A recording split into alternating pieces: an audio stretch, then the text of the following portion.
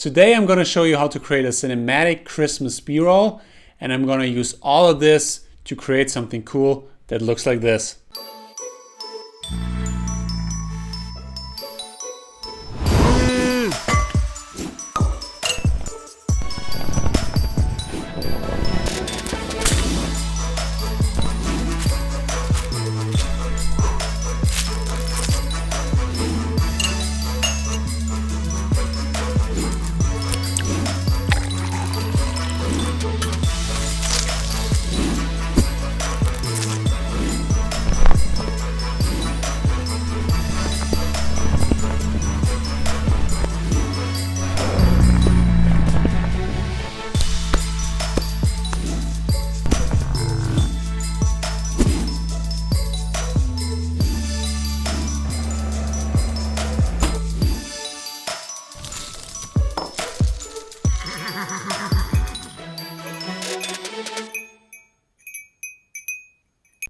So I only made this video because I wanted to enter a b-roll competition put out by Joey Palmroos. He's a filmmaker from Finland, and he does similar stuff that I do, product videos.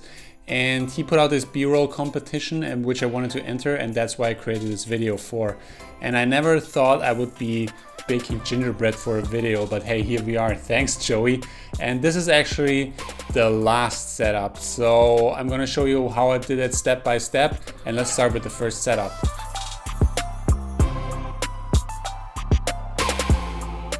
So I finished building up the set, and the first sequence you should see like a little bit of sadness in there, because the story, you don't always have to have a story in a b-roll sequence, but in my Christmas b-roll I want to have a little story.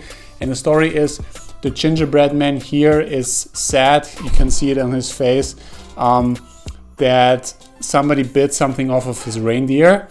And the whole b-roll sequence is about making a new reindeer for the gingerbread man, and in the end he's happy. So someone's gonna grab the reindeer and then just throwing it up into the air, and then the whole process of making the new reindeer with the gingerbread is gonna start over, and at the end there's a new reindeer there.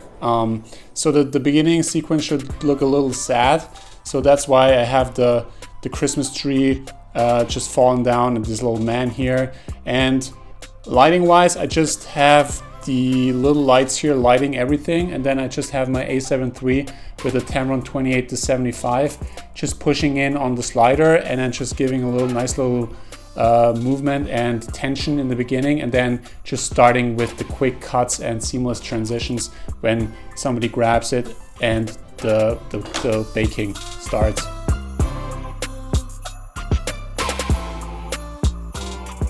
Okay, so now we're at the first b-roll shot.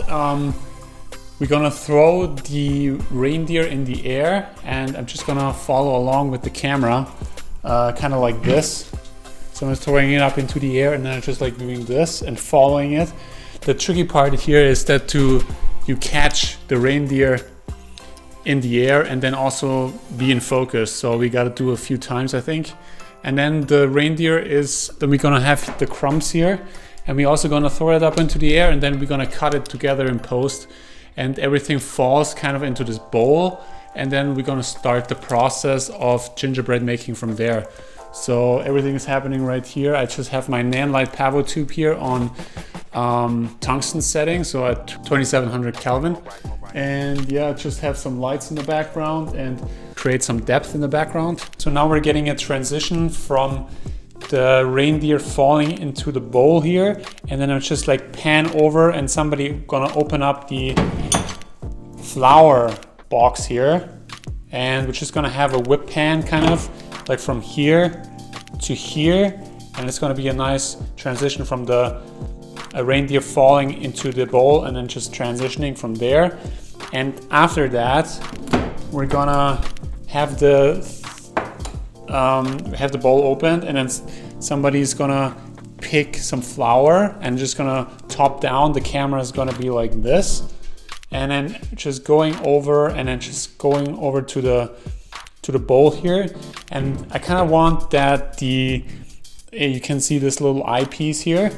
I just want to have like it's kind of funny sequence, because the reindeer, the eye is kind of like disappearing under the flower, and it's gonna be look really funny. And I'm gonna use the probe lens for this, so you did know the 24mm probe lens, and it's just gonna look nice because the flower will fall very close to the lens, and it's gonna be like a really cool shot.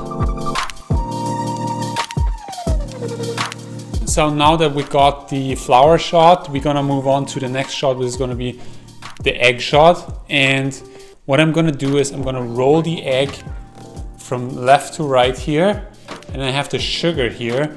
And then once the egg hits in front of the sugar, I'm gonna drop the sugar, and the camera stays on the sugar, that the lens kind of is close to where the sugar drops, and it's gonna be a nice transition from here to the sugar.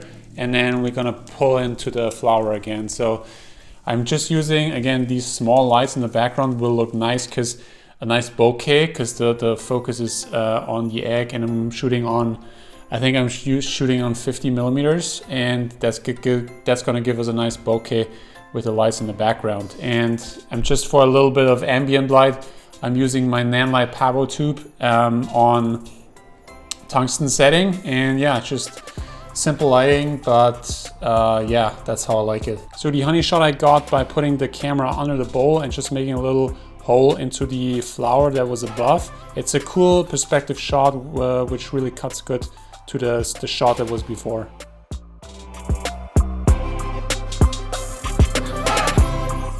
So the butter shot consists of two separate shots, one where the butter is thrown into the air from one hand to another, and I was just following it along with the camera from left to right and then upwards.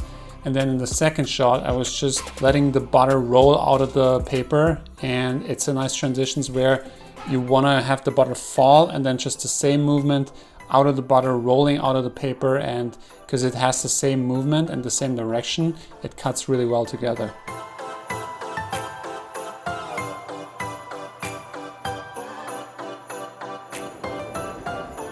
So I'm just doing a little dolly shot here, just showing off all the products I used. And then I'm just gonna mask out behind that sugar, and I'm just gonna mask in a new shot, and it's gonna look really nice, a really nice shot that you see in a lot of B-rolls.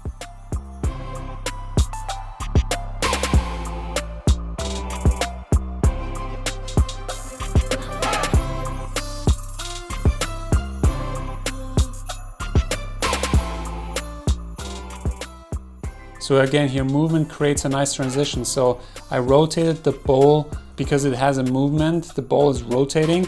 It creates a seamless transition, and it's really, you can do that basically with anything. And it's just like a cool way to make time elapse or cut something really seamless together. So the next shot is gonna be where, so now the dough is gonna be ready, and we're just gonna start off, because remember we were pulling into the dough, and now we're pulling out of the dough kind of to make a nice transition. I'm just pulling out like this, and then we're gonna roll to the side, and then we're just filming the dough. It's gonna be rolled, and then at the beginning of the next clip we're gonna roll in, and it's gonna make another nice transition to cut away really nicely. And yeah, then just we're gonna keep it simple here and do a few nice other transitions with where we like roll it out, and then maybe some flour in the air.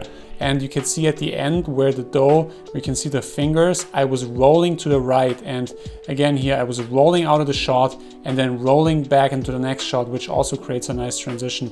I was rolling out of the shot where the dough was squished, and then rolling into the shot where it was actually rolled out flat, and it makes a really nice transition here.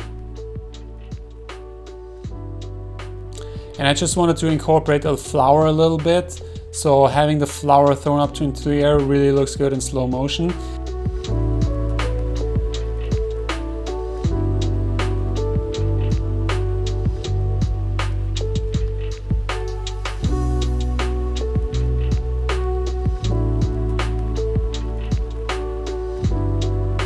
And I also wanted to incorporate the man again.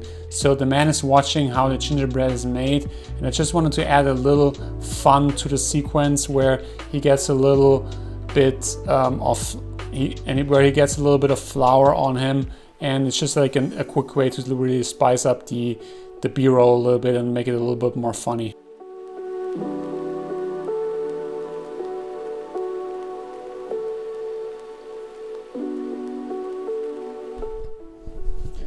So now we're at the final shot, and I built this winter wonderland here with this nice gingerbread houses, and here you see the new elk, and actually here I have the guy that looks happy now, and I just put some needles there to make it stand. Oops, like that.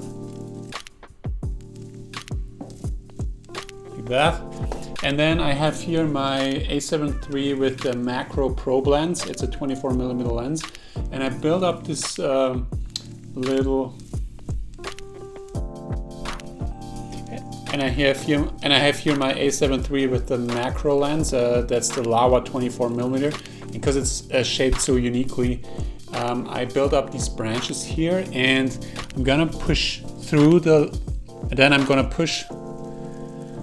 And here I have my A7 III with the Laowa 24mm probe lens on there, and I just built up these little branches here, and I'm gonna push through with the slider here. I'm gonna push through and reveal kind of this winter wonderland here. And as the story goes, now the elk is back and is in full, and the gingerbread man is smiling. So just kind of a little reveal here through the branches and revealing this winter wonderland, and just lighting this with my Nanlite Pavo tube. That's actually the only light I was using in the whole B-roll sequence, and I just used this little light chain here to get a little bit of ambience, because I put some branches here as well, and then just some cotton here to make it more look like snow.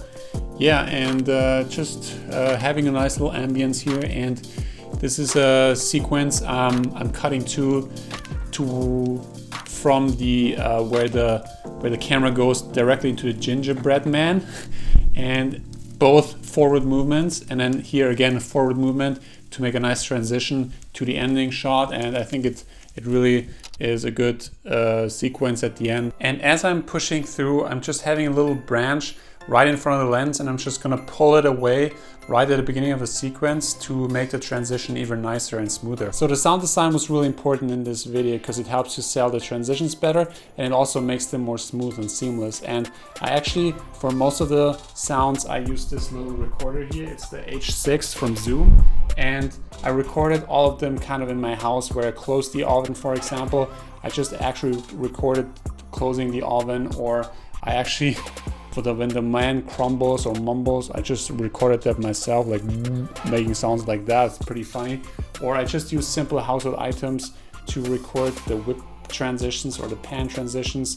But there's also sound libraries online, and if you're more serious about video production, I really would recommend you get a subscription, or you don't have enough time to record the sound yourself, or you don't have a recorder like this. This is a good resource to really ramp up the production value of your videos, because sound design is really important. I would say it's equally, if not more, in some cases important as the video.